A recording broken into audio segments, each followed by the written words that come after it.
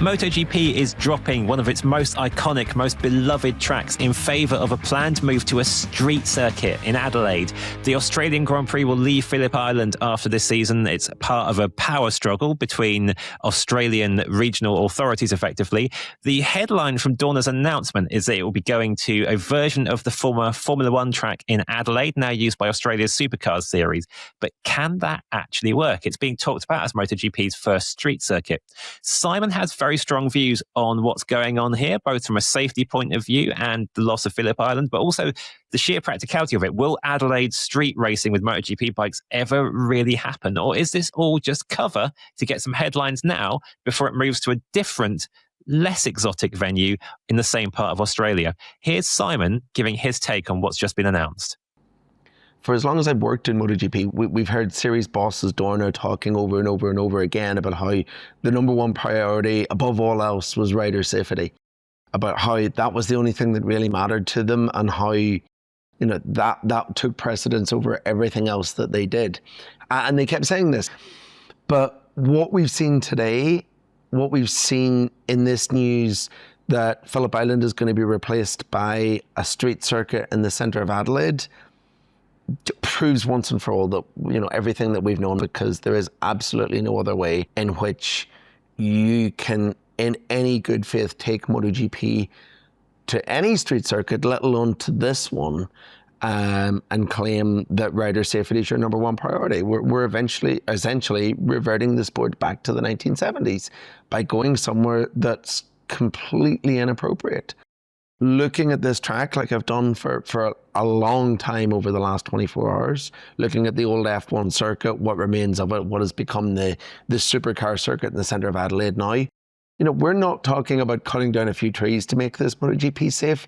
We're talking about knocking down public buildings and apartment blocks to make this MotoGP safe. There just is not runoff here. There's not space in any part of the centre of the city, any part of the park that this is based in, where you can realistically make this MotoGP safe without spending billions. It's that significant. It's just not possible. So why are we even having the conversation? Well, I mean, we're having the conversation because the end goal here is that we're going to end up racing at a dull, flat, lifeless circuit an hour and a half out of Adelaide called the Bend.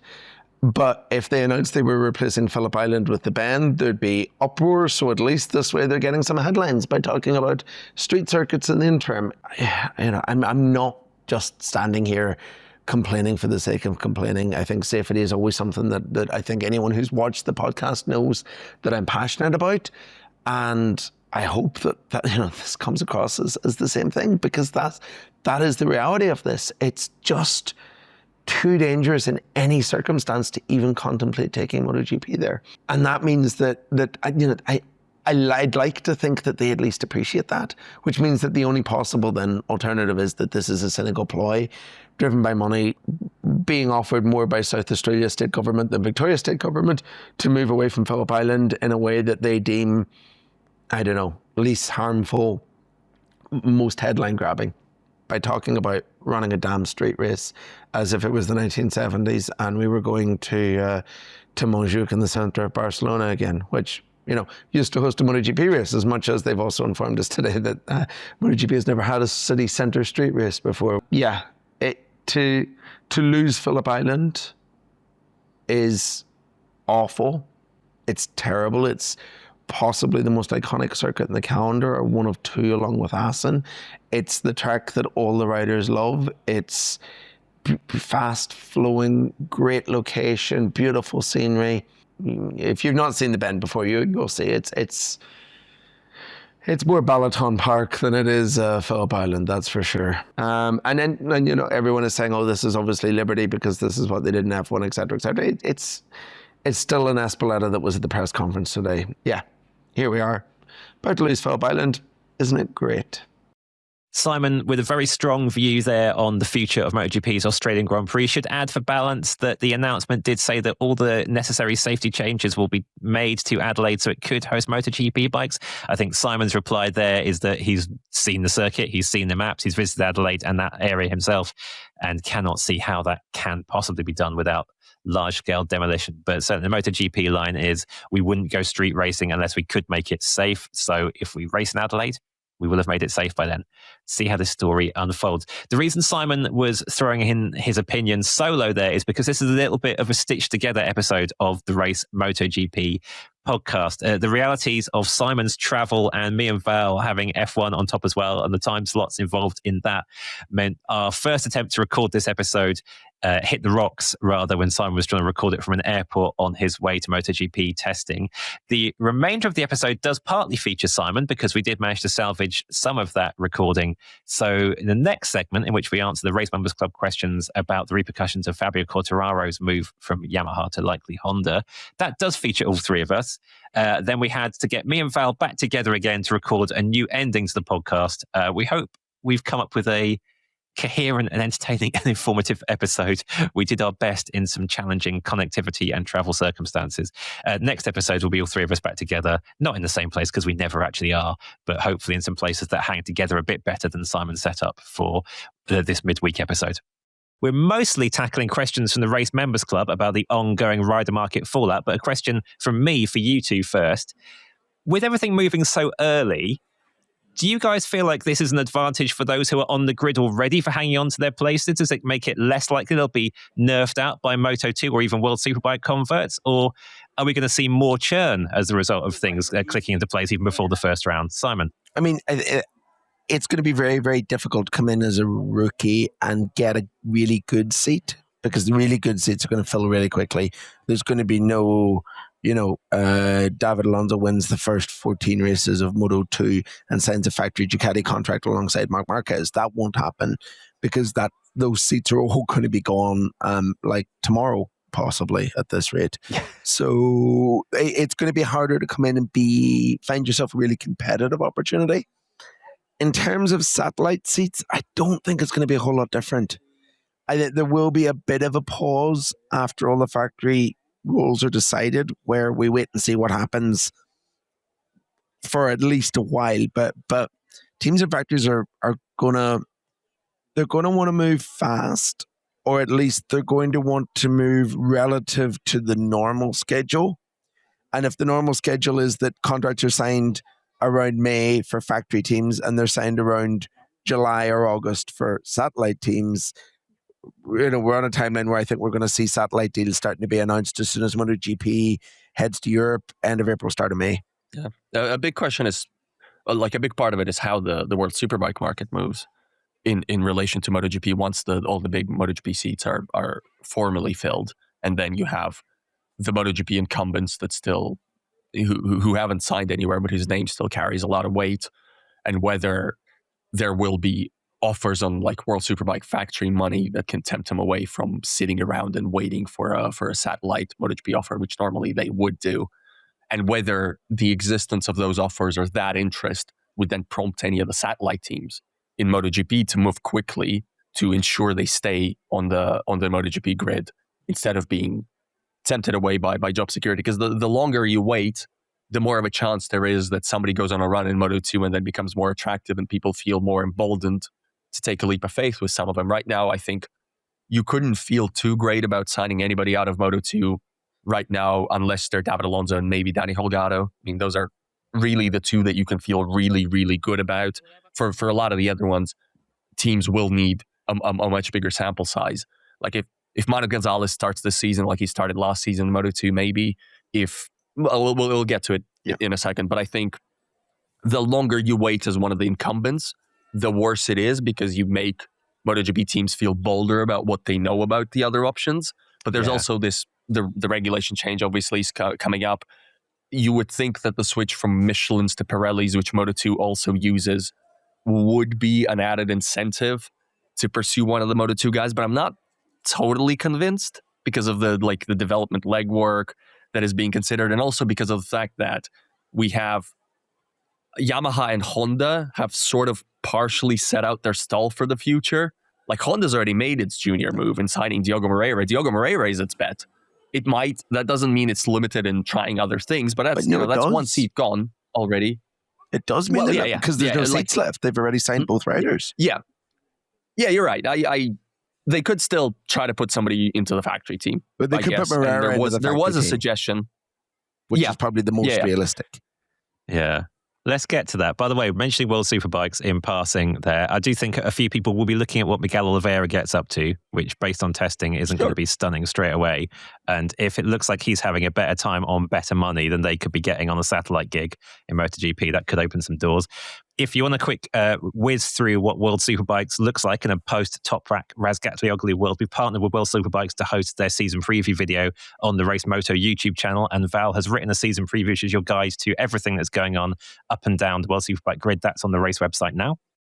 But let's stick with MotoGP for now. And the first question from the Race Members Club is from Lex, who says, if Fabio Quartararo goes to Honda as expected, do they keep Luca Marini or Joan Mir? 2027 seems a little too soon to bring Moreira up to the factory team. So obviously, Simon, Honda's seems to have made its big move early with going for Quartararo. We've been thinking they would go for someone who wasn't Mir and Marini. Which of those two is in the greatest jeopardy? Mir's the one I keep if I'm Honda. Because if you have signed Fabio Quartararo off a Yamaha that he's not happy with the performance of, it means that your Honda has improved to the point where he's willing to go there. And that's Marini's job. Mm-hmm. Marini's job was always to make the Honda better. Mir is the world champion. Mir is the race winner. Mir is the guy that you want as Fabio Quartararo's strong number two to push him the way that Pedrosa was in a Marquez situation. I'm not saying that I think Mir's going to win the championship, but I think Joan Mir on a well-developed, working well Honda has the potential to be a MotoGP race winner and a podium contender on a fairly regular basis, the way that Pedrosa was, albeit in a different era when there was less, factory bikes capable of being at that level. So his chances are going to be diminished somewhat because there's more bikes now. But I still think he has the kind of ability to be there or thereabouts on a Honda. He's already shown that little bit. His peaks on a Honda are better than Mir's peaks on a Honda, or Marini's, even though Marini has been kind of the solid, dependable Honda rider. And I think for that reason, Luca's kind of done himself out of a job by being a great development rider and turning the bike into something that attracts Fabio Quartararo. I don't remember if I ever asked him that, but I've certainly considered, just it's hard to find the exact phrase to say, are you worried that if you succeed at your mission in Honda, you get yourself replaced? That's kind of what you're doing. That's kind of the inevitable there. Simon, you should ask that because you'll do it tactfully. I have a good relationship with Luca. I probably could actually do that in a relatively tactful way. But I mean, the good thing is that Luca Marini has massively increased his own value while he's been at Honda, to the point where if you're, say, a KTM looking for a Tech 3 rider, Luca Marini is a name that you should be really interested in because he could do to your project what he did for Hondas. So it's not a bad he's not in a terrible situation. I think both KTM at Tech 3 and Aprilia Trackhouse would absolutely relish a Luca Marini within the ranks. I'm actually going to zag here a little bit, because while I do think Mir has the higher ceiling, Mir is, if Quartararo is unfit or whatever and Honda needs a world title, I trust Joan Mir a lot more to put it in the mix there than Luca Marini, even in the current version. Not a great situation to be in. But what I would do if I was Honda, and I don't remember who reported this, but it like when it came up, it sounded to me like it made a little bit of sense. I think it might have been actually like the MotoGP testing feed or something like that. I don't remember for sure, but I think you either keep Marini if it's all eggs in the Quartararo basket and you just want to create a situation where you have the rider structure around Quartararo that will help hone the bike in such a way that Quartararo can then exploit it to the maximum, or you go David Alonso or whoever you like the most out of Moto2 and just pluck him immediately into the factory team. And I mean, it would probably have to be David Alonso based on the pedigree, even though you could split hairs going off of the last Moto2 season where Danny Holgado looked so good. But it's just, there's a guy you similar really, circumstance really where in. I think Alonso's potential feels higher. Yes. Yeah. Fair. But I think we don't. Or for those guys, there's just not enough of a sample size for us because it's just they've done. Moto3 racing is so particular. David Alonso is obviously the king and potential GOAT of the Moto3 racing, but Moto3 racing is different to MotoGP racing, as is Moto2 racing. So I think it's not totally clear, but if Honda feels strongly, I think Mir is sort of in that position where I'm not sure he's dependable enough if you want him as a pure number 2. And I'm not sure you have to keep him if you want to maximize performance, because then you might as well shoot for the stars. In terms of team harmony, I don't know. This will sound harsh towards Fabio Quartararo, who's actually like not an unpleasant character or anything like that, or anything of the sort, or a massive troublemaker. But I don't really anticipate massive team harmony, whoever his teammate is.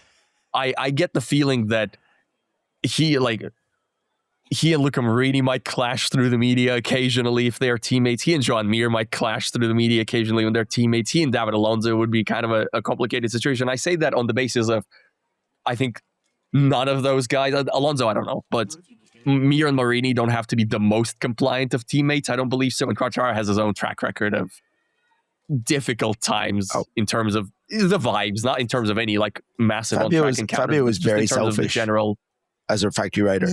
Which is a component of being a world champion. Don't get me wrong, but he maybe doesn't have the tact or the charm wrapped around his selfishness that say Marc Marquez had at Honda. This is very harsh, but I completely agree with the essence of what you're saying. I don't think it's necessarily a negative, because it's just it's who he is, and it's part of what makes him who he is. So that's not a bad thing. It's not meant as a criticism.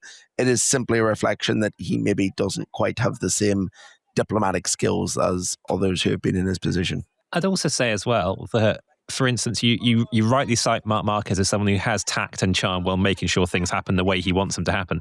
He does still make them happen the way he wants them to happen in whatever team he's in. And Quartararo is effectively doing that with a bit less window dressing and a few harsher words along the way. So they're trying to be world champion MotoGP riders. I absolutely get it. Even if I was their teammate, I would probably be thinking, come on, we're in this together. Let's say, as you put it, Honda does put its eggs in the Quartararo basket so much that Mir is ejected. A couple of questions about what would happen to Mir. Todor says, if Mir makes way for Fabio at Honda, where does he go? Any chance of a factory ride somewhere else, or is Trackhouse his best bet? James Smith suggests Mir at Gresini. He said he'd personally love to see this. Love to see Mir on a Ducati, and it'd be interesting to see how close to the front he could run. Frankie Carcetti reunion at Gresini would be a handy thing in one sense for Mir. I literally with the minute you said that, I was about to jump in to say there's going to be a row about who gets the crew chief. Because Firmin wants to keep him, and there will be a row. I would not be at all surprised if you saw Frankie moving into some sort of a technical boss role, if that were the case, where he got to run both of them. I think he'd quite enjoy that. Mir to Gresini makes sense. I think that Mir would be quite marketable to Gresini, knowing how good they are at kind of activating their riders and using their athletes. I think they'd relish having a world champion, a MotoGP world champion in their ranks that they could really use to sell the way that they did with Marc. Although obviously that's a slightly different circumstance because he's Marc Marquez. But I think that Gresini could do good things, and I'd be really surprised if Paco Sanchez Mir's manager isn't having those conversations at the minute. I guess there's probably already a bit of a Gresini link because Paco manages Diogo Garcia, who rode for Gresini Moto2 at the end of last year. So he knows the people he's Sergio Garcia. So he knows the people he's having the conversations with, which is something. Although, it's kind of hard to tell what Trackhouse is going to do before we put any rider there, because there's kind of a bit of me that says, you know what, Trackhouse is the one team that has no changes. I think. Okay. Yeah. I think the love for Raul Fernandez from Aprilia management, but both the speed at which MotoGP is moving and the lack of a longer sample size means that he's not ready for factory status or for factory status elsewhere, which probably makes Trackhouse his next best option anyway. And I think they've got to be happy with their first ever race winner. And Ayogura is a project that needs a bit more time, but that is going to come good. Ayogura is the replacement for Marco Bezzecchi in 2 years' time, potentially, if the project runs its course. You know what I mean? He's the number two at the factory, but not yet. Yeah. If it develops the way that they want it to. So I think Trackhouse is maybe the squad that doesn't have any room at the end. I think Gresini should be the first port of call for any rider who is pushed out of the factory carousel. And I think there's a real possibility Joan Mir is the best of those riders. The most, the most talented, the most performing, the most interesting to a team that has already clearly worked miracles with Alex Marquez, and over a lesser stretch, Fabio Di Giannantonio to a team Bastianini. To a team that doesn't necessarily need to work miracles with them.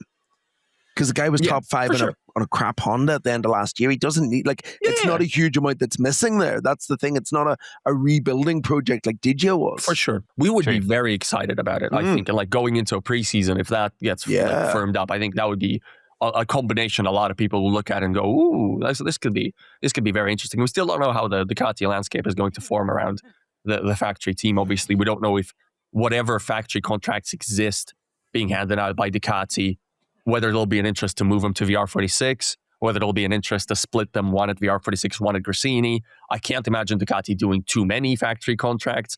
I read again, it's really good to cite your sources, and I don't remember. I read a report somewhere that David Alonso might have priced Ducati out of the race for David Alonso potentially. There's been a bit of somewhere recently that Alonso is looking for silly money. Yeah. Which, he's not going to get that in Ducati. But also, we're talking Ducati, like 10 times what some MotoGP rider rookies are being paid. So for me, the big question is, we'll get to sort of the other big question, because I think that was one of the questions, because Matt shared the episode plan with us, and if I remember it correctly, Nicola Bulliga will come up. But when I actually plan an episode, it's good to follow it. Yeah. But before that, I am interested to see whether Firmino Aldeguer definitely stays with Gresini, or whether you move him to VR46, which has been interested in for a long time. I think splitting him with Carchetti for me is not negotiable. I don't think you can do that. And I think if you want Firmin to believe in his future in the project, and he's clearly good enough to keep on the good side of, you keep him with Frankie, and you just keep that working. I think it would be very strange to do anything in that regard, and to split them in any way. But yeah, for me, that's the question we answer, because, what if there's 2 Gresini seats? Or what if Ducati somehow asserts its control over both of them? We don't know yet. But yeah, to answer the original question, Mir Gresini would be good. Down to just me and Val for the final stint in this jigsaw-shaped podcast. Val, the next round of questions are basically going through who could get squeezed out of the field completely. We've talked about what might happen around Quartararo's move. We think Luca Marini will be snapped up somewhere, even if he gets squeezed out of the Honda lineup. But jumping around a bit in this episode, I did actually plan. What about Johan Zarco? Where he's got the contract, but as Dan Neal, regular Race Members Club questioner who always throws in a dozen questions and lets us pick one, Dan Neal's question 6 was, are Honda regretting their Zarco deal? They could be. I think they really could be, and that doesn't necessarily mean that he gets squeezed out. I can't imagine Honda tearing up a contract or anything of the sort, and Zarco has not been limited enough to justify that. But I certainly think that we haven't seen the Johan Zarco that signed that deal, or the Johan Zarco that led the Honda project at that moment in time to justify a multi-year recommitment. I don't think we've seen him for a bit, and I'm not sure we've seen him in this preseason testing yet either. Just going by sort of the general comments, the general lap times. It's still, the Sepang picture wasn't super clear, so maybe we go to Thailand and he does look more at ease with the bike, but it's, with Zarco, it's hard to say, because he talks about feeling more than about the specifics of the feeling. Like with Zarco, it's just 2 modes, like I'm comfortable and I trust the bike, and I'm not comfortable and I don't trust the bike, and he doesn't so much go into like what area, etc. Or it tends to modulate a little bit. But what I can say is that ever since they introduced the sort of the upgrade that really improved the Honda baseline last year, gradually, specifically, starting with Luca Marini and his return from injury, Zarco was struggling to adjust with that. He was also not so impressive anymore, even on the standard spec bike. Just something, a little bit of air had gone out from the tire, from the metaphorical tire, not from the real tire. Probably could have used a different metaphor, not about actual parts of the bike. But yeah, it's not sounded like he's at any point felt super confident, super at the peak of his powers. And a lot in Zarco's previous Honda overperformance relative to Marini and Mir did owe itself to basically how consistently he could outqualify them, how consistently he could be so much further up the grid, how consistently he could either exploit a toe or just fire in a fantastic lap to, you know, make it through that Q2 threshold, whereas they couldn't. He was absolutely the best Honda rider in that time, absolutely, but I think a larger sample size and it going on for longer was always going to narrow that gap a little bit. I think the points gap was bigger than the performance gap, specifically always relative to Joan Mir, obviously with a caveat that Joan Mir had a terrible time finishing races and we don't know how fixed that really is. If I was Honda, no, I would not be feeling great about this Zarco deal, but at the same time, it does make you a more attractive destination sometimes also, you know, to riders who are maybe in a Zarco-like position right now, or riders who look at it like, you know, Honda will take care of you. And if you deliver for Honda, if you do good things for Honda, if you win 2 Suzuka 8 Hours for Honda, Honda will take care of you. And that is not nothing. That is, you know, even in a purely like cutthroat, total, you know, free agency bonanza view of MotoGP of, you know, you're like, you don't owe anybody anything and you just go with whoever gives you the best chance to win. There is some value to showing loyalty to riders, because then maybe somebody's weighing up a 50-50 between you and another manufacturer, and they will remember that you took care of Johan Zarco, you took care of Luca Marini, etc. That you take care and that your contracts are worth the paper written on, which is what we can't say about, I presume, half of the manufacturers generally, and it might be more. And with Honda, I think that is a part that they've just decided that that's part of their DNA and identity, and there's a benefit to that also. Yeah, I do feel like the ghost of Simon's internet connection right now would be saying, no, it's more cutthroat than that. Because I think we've had this conversation often about KTM and you making the case that KTM could do with not sacking as many people for a while to get that credit with riders and rider management, that it is safe to go here. Sure. But I do think you're right. Honda and Yamaha, they wait for riders to, well, in Yamaha's case, try to blow up their bike. In Honda's case, Yamaha not anymore. No. Yamaha's lost that credit. Yamaha's lost that credit with the Miguel Oliveira thing last year. Yamaha's now, I don't think Yamaha, I mean, I don't think Yamaha gets the benefit of the doubt there anymore. And they were also, yes, they persevered. Alex Rins is still on the Honda. Alex Rins is still on the Honda. That's right. On the Yamaha. So, and then I do want to get on to Rins next. It's a very useful link, actually. Because Alex Bradbury Hall is asking, if Quartararo leaves Yamaha, which we assume will happen, does Rins just get dropped? And then if that happens, do you see both Jack Miller and Toprak Razgatlioglu keeping their seats for continuity? Paulo Cruz highlights a bunch of riders as potential ejectees, basically. Rins, Franco Morbidelli, Enea Bastianini, Paulo says, are the obvious ones on the way out. Rins does appear quite a lot in questions about who is most vulnerable to not just losing their seat, but I guess losing their place in MotoGP entirely. The fact he is still at Yamaha in the circumstance of how his performance has been is the bit that makes me go, okay, the Miguel Oliveira thing was shady, is a strong word, but it's unexpectedly brutal by Yamaha. Yeah. But the fact Rins is still on that bike, even after the history of like the Franco Morbidelli situation, Yamaha's sticking with that when it wasn't working. When it's Works team, it's still sticking with things that aren't working out of what I assume is loyalty and wanting to save face contractually. Well, again, see, the Miguel Oliveira contract had a clause that they could activate with no expense to their side to shelve them if that was possible in the same way. Because obviously, if Alex Rins, for instance, had the same clause, but he wasn't last of the Yamaha riders in the standings in that moment because Miguel Oliveira was. Yeah. Miguel Oliveira had been, hurt the whole season. And also, I mean, if both of them got a full season, Rins probably outscores him. I don't really know. I'd have to go back and look. But it's also always not just a question of how ruthless you are. It's also a question of, is it worth your while in the situation that you are to try to maneuver out of this contract? If that requires some sort of extra effort, like in Rins's case, presumably that requires not only having a clear replacement in mind that you want, but also like paying him off. Or if you just don't want to pay him off, you just want to, pay him the salary that he gets for riding the bike, and then splitting at the end of his contract, which now seems almost inevitable from all reporting of Yamaha's rider transfer activity. One of the comments you read mentioned like the obvious riders being on the way out as Rins, Morbidelli, and Bastianini. Just wanted to flag that up. And Bastianini, I think, is going to be fine. He will find a port in the storm.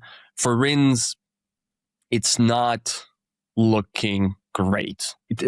I say that without the knowledge of what like individual satellite teams are thinking, but with the knowledge of what I would do if I was one of those teams. We know, and Alex Rins went on record, I think, saying this recently, that before he joined Honda, he had the option to go to Gresini Ducati. That would have been very interesting. Maybe there's lingering interests there, but I think Gresini can do better potentially, it's disrespectful to Alex, but he could be a good signing maybe for someone. The problem is I think there does exist a perception in MotoGP that he's just fundamentally not right after the leg break.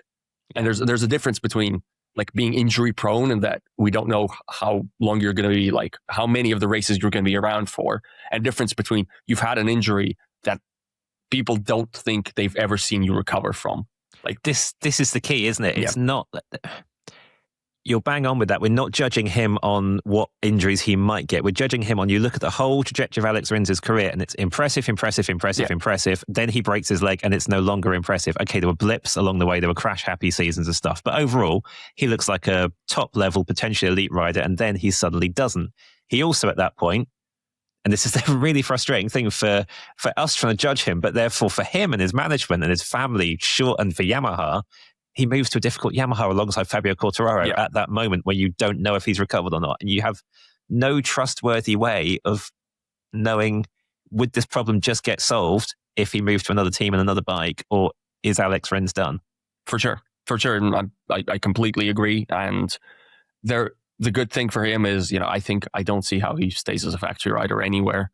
But maybe over these first few races, this is now a fundamentally different Yamaha, so maybe we will see a fundamentally different performance picture from Alex Rins. So far, not enough testing data to really feel one way or another about that for me. I have to be honest, I'm not super optimistic, but I don't want to say anything definitive at this point. He sounds happier on the V4. Yes. Definitely. I know Quartararo's mood is a low benchmark to clear, but he sounds a lot happier with that bike than Fabio does. But yes. But he's also, I don't know, he is different in how he speaks to the media to Fabio. Like when he's unhappy with the bike, he will also, like, I think it takes more for him to be pushed to that threshold of definitive, loud unhappiness. And he is also, you always have to weigh up what riders say against how much power they have on the open market. Should they annoy their current employer so much that they have to test that open market? And Fabio Quartararo has all the power in the world, and Alex Rins potentially could be off the grid. Now, I've always been consistent on this. I don't know whether the injury fundamentally changed his performance or whatever.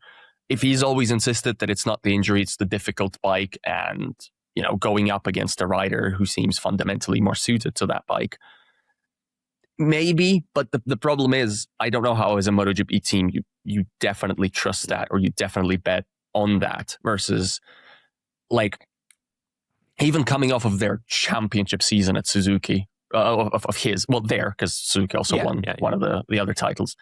If you told me like, hey, you're Gresini Ducati, you can pick, like Suzuki's withdrawing, you can pick Alex Rins or Joan Mir, that would take me a very long time. Would genuinely be a very difficult question. I don't think it's a difficult question right now. And I'm not enamored with some of the performance patterns of Joan Mir right now. But I don't think that's difficult. I think you bet on Mir over Rins right now 10 times out of 10 just because of what you know. Yeah, definitely. I think if you were to do it in terms of overall career peak upside, I would go Rins. Potentially, yeah. Probably not by a huge margin. And like towards the end of Suzuki's time, obviously Mir missed a fair chunk of that as well. But I still think Rins was overall the better prospect by a nose there. But right now, small, like just because I'm never going to get another chance to mention that. Actually, I probably will, but I want to mention it. I remember Alex Rins had this amazing first Moto2 season, right? And that's always a good sign. When I went and revisited the whole like Moto2 rookie spectrum, like all of it, and I looked at it, I was like, Joan Mir is in his single Moto2 season is actually a lot better than it felt at the time. Like all the numbers are actually quite good. I actually feel a lot better about Suzuki's decision to hire him immediately now than I did at the time, and even maybe in hindsight. So, we should, just interesting. No, it was straight away, and I have brought this up in this podcast before. It brings me back to when me and you were working elsewhere, and you wrote a column which I think was called MotoGP has lost its mind over the next Marquez. In quotation marks. And that was about the fight for Mir at that point, which I think was Honda versus Suzuki. Yes, and I think at that point, your column argument was, why are you doing this right now based on what we're currently seeing? I was wrong. I was wrong. Yeah. Hayes says, I had a dream that Brad Binder signed with Trackhouse in 2027, and it was a good dream. Val, your thoughts on that? Sounds like a good dream. I had a dream recently where I was interviewing Brad Binder. Oh, really? Yeah. It was actually quite like about like the current contractual events too. So I don't know. That's quite impressive from my brain that it didn't make up a random scenario. Just like, do you want to practice an interview with Brad Binder with the events in the background that he's probably losing his current seat without getting a race in 2027? Because obviously there's a lot of expectation that lineup will be firmed up as Alex Marquez and Maverick Vinales. Yeah, quickly. That's kind of the expectation. Binder at Trackhouse. You know what? I would definitely prefer Binder at Trackhouse. I don't know how you would maneuver it, but I would definitely prefer it to Binder at Tech 3 KTM. Yes, it's just more fun. I don't know that it'll be more performant or whatever, but it feels more right. Like if KTM has moved on from Brad, I think Brad would also deserve to move on from KTM and try to forge his career independently somewhere else. I have no doubt that he still has a lot to offer as a MotoGP rider. He had a bad last season. I'm not super impressed by what I've seen so far in preseason testing. But when I say all of that, still there's stuff you like. There's stuff you like. I mean, none of these guys are total scrubs, but Brad has things about his game where he's at pretty close to like grid leading level. And I'd like to see how that works in a different package in a different environment. It'd be interesting. It'd be more like one of those like laboratory experiments I would quite love. And Trackhouse sounds good to me, honestly. This is like the laboratory experiment I want to run, where everybody gets half a season, or even a third, because it's a long season these days, on a year-old Ducati run by Rossini, and then we just benchmark those performances against each other and work out who's actually great. Would also take Brad at Pramac. Not heard like a single thing, but I do remember vague whispers of Yamaha interest in Brad back when Brad's market value was a lot better than this is. But might be worth having a look. It could be interesting. But I think if it comes to that they might just look at what they have and like, we can just continue with Jack. Jack's been good in the role that we've had him in, Jack Miller. Yeah, I think this kind of brings us on to the next part of the Members Club questions about who could come in.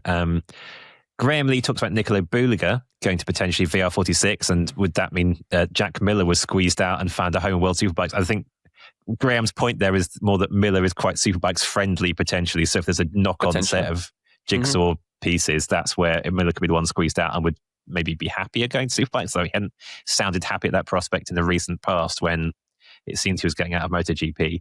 But I feel like I was about to argue that I want to see Brad Binder somewhere still because he deserves it. And the same with Enea Bastianini, potentially the same with Alex Rins. I feel like you've got a lot of riders who you can't count on consistently. Yeah. You can't say you can put them in this situation, they'll be fine about any team. You've got a low with big question marks, but they've all shown enough to still be deserving of a place on the grid. And there's probably like 8 riders I think that applies to. Even Franco Morbidelli, I think that does still apply to a degree. But if they're squeezing out people who could be coming through from Moto2, then that gets more problematic in my mind. And I'm thinking, actually, say Brad Binder, you've been here for over half a decade now. You've won some races. You've also spent a long time not winning races. You've spent now quite a lot of time being outperformed by a proper great, which we assume Pedro Acosta will be. Do we know enough? Is it time to move on? So with that in mind, who is there enough talent coming through from Moto2 that we should be doing teams should be doing some kicking out at this point? Matthias Kite says, who are the likely MotoGP candidates from Moto2 and where will we see them? Ridwan Ballo worries that maybe how fast the rider market is going. What does that mean for Moto2 riders like Danny Holgado, David Alonso, Manu Gonzalez and Barry Belters? Does that make the early Moto2 season very crucial for them? Gordon likes the idea of David Alonso ending up being engineered by Frankie Carcetti next year, presumably at Gresini.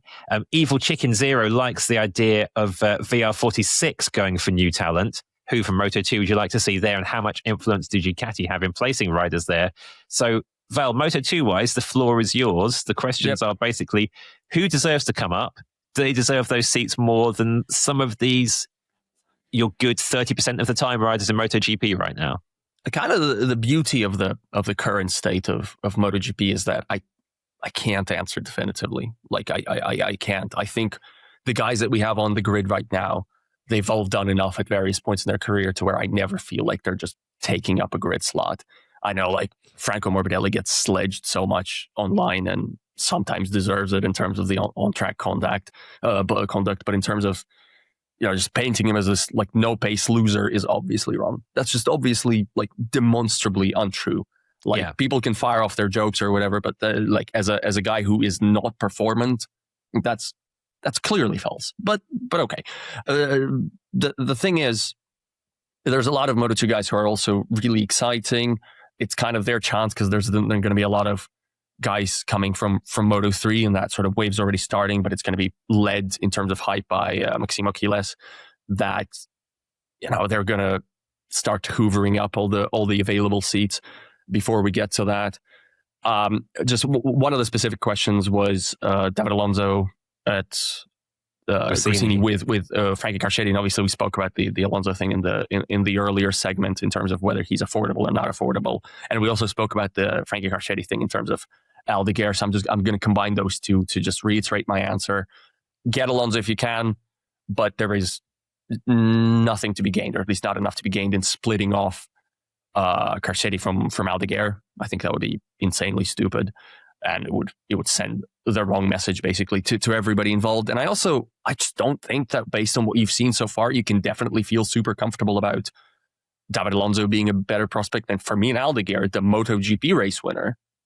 I don't know. Yeah, I don't think you can just project that comfortably far ahead, even with all the due respect to what Alonso is clearly capable of and showed in those lower Grand Prix classes.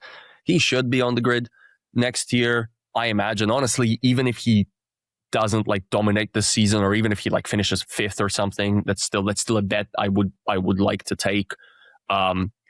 Increasingly, I think I'm a little biased here, not because of like any personal affinity, but because I've been on that. Like I felt that through the year, and I felt like I was constantly, my faith was being rewarded by continued good performances. I think Danny Holgado is borderline a lock at this point. Like I would give it a go in MotoGP next year. I think Holgado is helped by Alonso because the way they've kind of intertwined and overlapped, you can't bet that hard on Alonso without going, this guy needs to be in that conversation as well. Holgado was also helpful. Yeah. He was also a good Moto3 rider, like a really good Moto3 rider. He just wasn't David Alonso. And the thing is, that's relevant, but MotoGP isn't Moto3. So a guy who wasn't David Alonso in Moto3 could be the better of David Alonso in MotoGP, like he arguably has been in Moto2 so far. I think there's been enough interesting stuff from Danny Holgado for me to already, if I'm a manufacturer signing riders to satellite teams, I think like whenever the MotoGP riders are doing those videos for MotoGP of predicting the 27 grid that they've been doing, they default to the same thing. I think a lot of us default is they go, Danny Holgado rode in KTM colors for a bunch, very tight with Paul Espargaro. Tech 3 KTM seat for you, Danny Holgado. Yeah. They've been, and you know what? Cool.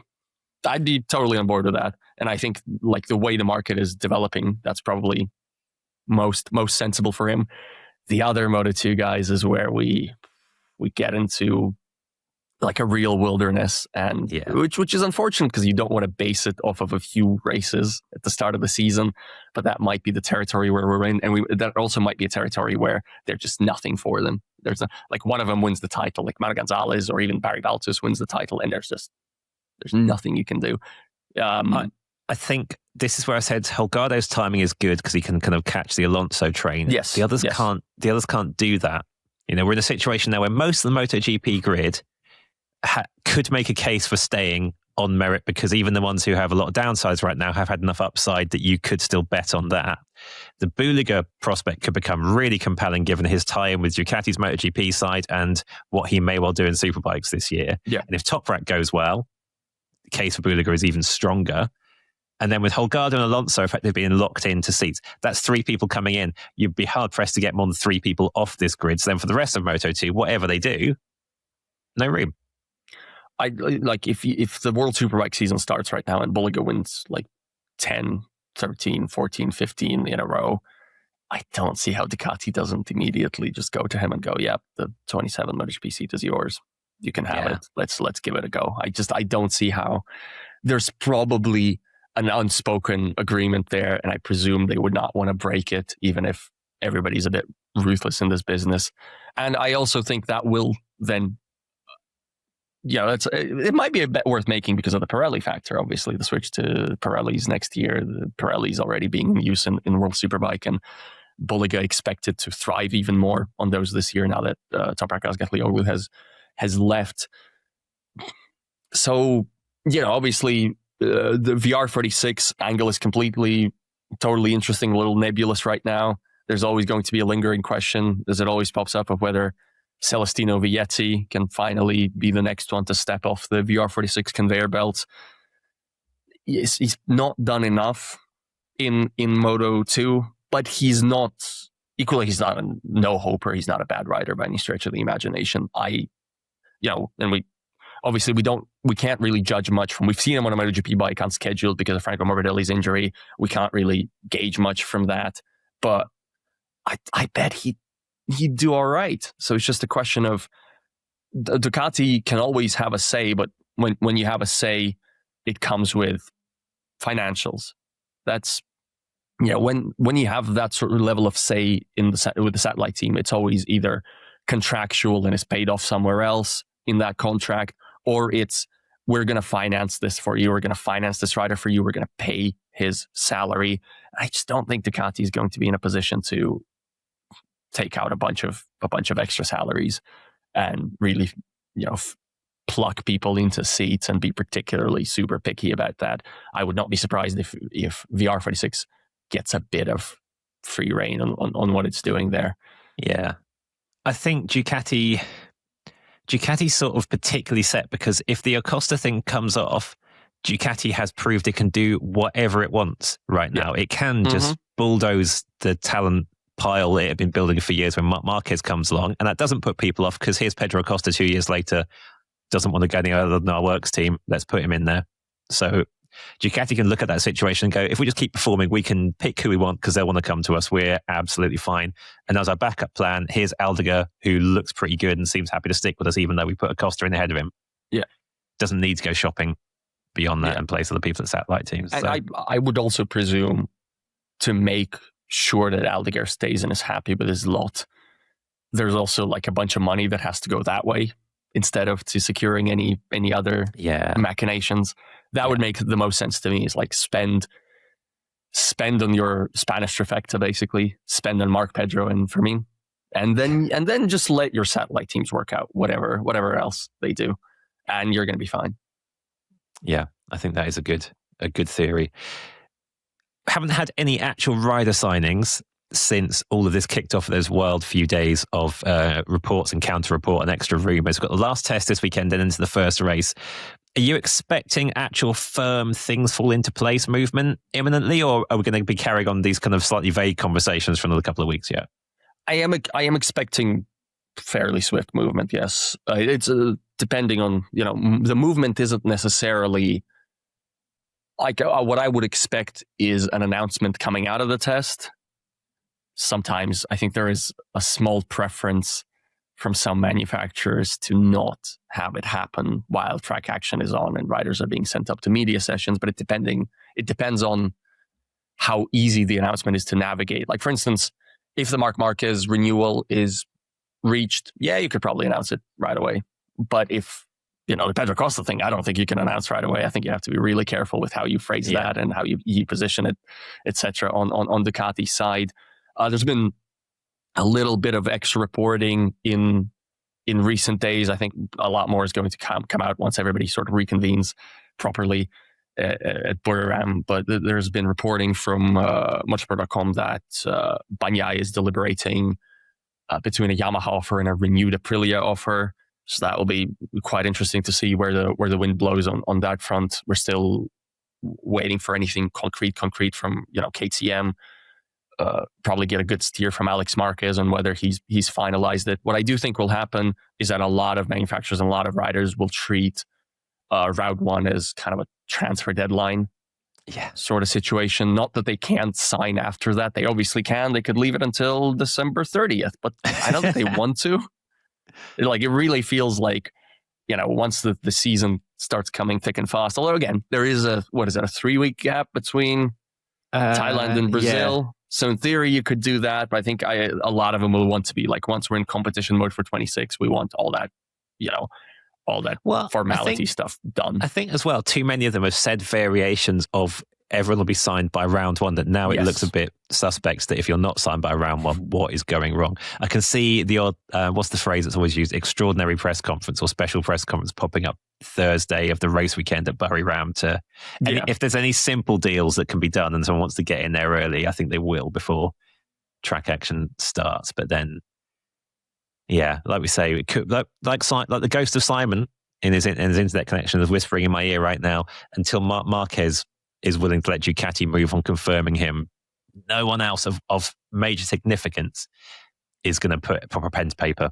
So let's see what happens this weekend. We'll be back with another episode at the end of pre-season testing on Sunday. And then internet connections and stuff permitting, we'll probably squeeze in some form of predictions debate to hang ourselves with before the season actually starts. Yeah, Val's face. If you're listening to the audio version of this, Val's face is exactly what you expect when I said predictions episode. We're back after the test to let you know how the final winter mileage has gone.